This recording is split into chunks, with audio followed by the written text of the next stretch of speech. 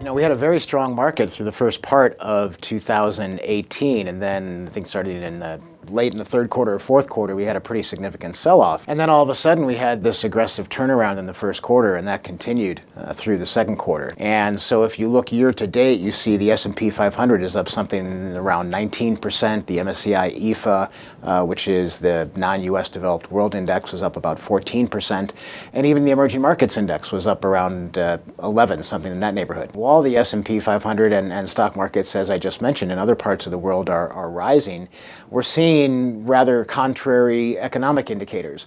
The first one of those is simply what we're seeing from the bond market and the yield curve. A lot of people have been asking about the yield curve and the possible inversion of the yield curve, so I think it's worth taking a closer look at that.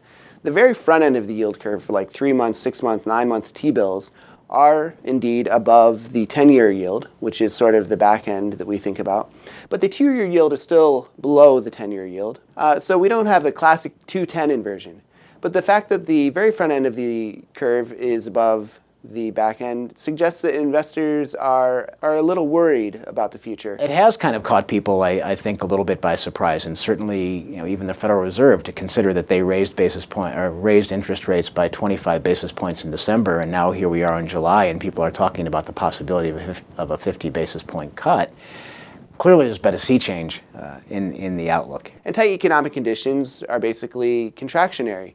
They cause businesses to lend less money and unwillingness to take economic risk. And those are tight conditions that slow the economy and eventually could lead to a recession. So that's why we worry about an inverted yield curve and why it's important for investors to feel like the Fed is on their side. Performance data quoted herein represents past performance and is no guarantee of future results.